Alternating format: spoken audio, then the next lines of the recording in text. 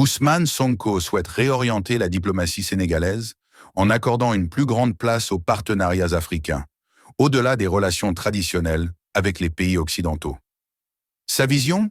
Une diplomatie tournée vers l'Afrique, pour l'Afrique. Une ambition longtemps négligée mais aujourd'hui affirmée. La diplomatie commence par le voisinage immédiat. Toutes les formes de diplomatie. Et le Premier ministre l'a rappelé tout à l'heure, l'une des erreurs fondamentales de l'Afrique, c'est qu'on a le regard tourné. C'est peut-être une prolongation d'une forme d'aliénation issue de la colonisation qui fait que nous pensons extravertis. Nous considérons que pour être considéré qu'un acte diplomatique doit être orienté vers l'étranger, vers certaines puissances, certains pays, et que rendre visite à un pays voisin, à un pays africain, n'est pas coté de la même manière que se rendre dans certaines grandes capitales occidentales, américaines ou asiatiques. Il faut qu'on sorte de ce complexe. Et c'est pourquoi nous avons considéré que le potentiel de coopération que nous avons avec les pays africains est beaucoup plus important que celui qu'on essaie d'escompter ailleurs. Et le Premier ministre a rappelé tout à l'heure, le niveau d'échange intra-africain est d'une faiblesse inquiétante. La principale conséquence, c'est le renchérissement, évidemment, de tout ce que nous consommons. Nous exportons de très loin, nous faisons 8000 km, 10 000 km, même quelquefois plus, pour aller importer des produits finis dont l'essentiel des matières premières provient de l'Afrique, justement. Il faut casser ce cycle. Il faut qu'on sorte de ce complexe. Et c'est pourquoi aujourd'hui, nous restons ouverts au monde entier. Le président de la République a fait plusieurs déplacements hors du continent. Moi-même, je vais commencer à en faire à partir de maintenant. Et je n'ai pas encore commencé à voyager, rassurez-vous. On a beaucoup à faire et nous allons le faire pour l'intérêt de ce pays avec des objectifs très précis pour chaque déplacement. Pour Ousmane Sonko, la diplomatie sénégalaise doit entamer un nouveau chapitre.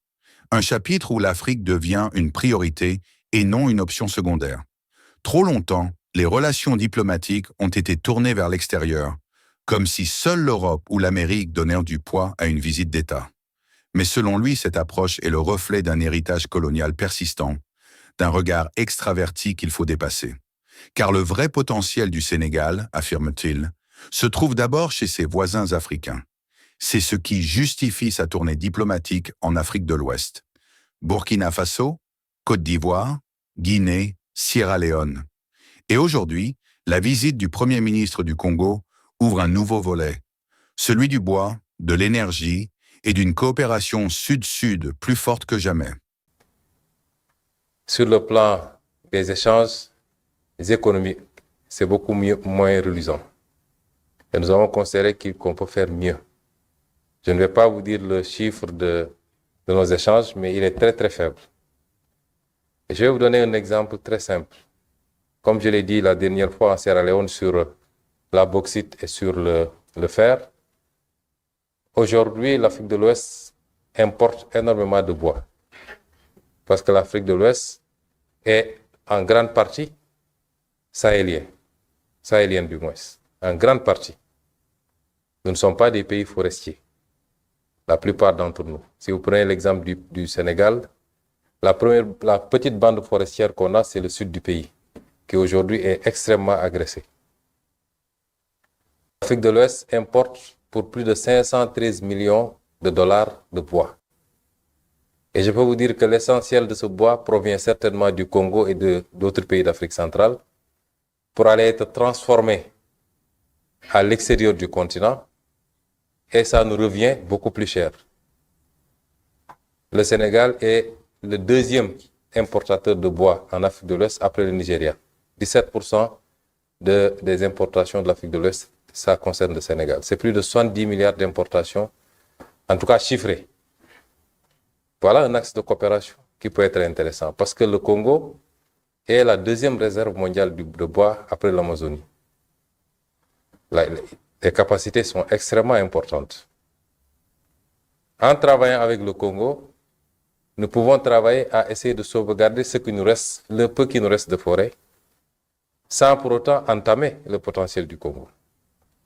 En travaillant avec le Congo, et nous saluons la nouvelle dynamique au Congo, parce que c'est ça qu'il faut faire en Afrique, que chaque pays africain s'organise pour que les matières premières issues de son sol soient transformées, en tout cas de manière primaire ou de manière définitive, soient transformées sur son sol. Le Congo a pris cette résolution d'interdire l'importation du bois brut.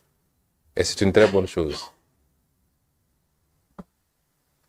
Dans les axes de coopération que nous envisageons, il est possible que des Sénégalais, que le secteur privé sénégalais puisse aller investir au Congo pour traiter du bois et même aller vers la transformation la plus aboutie, notamment dans le domaine du mobilier, dans le domaine des contreplaqués et tout ce que vous voulez.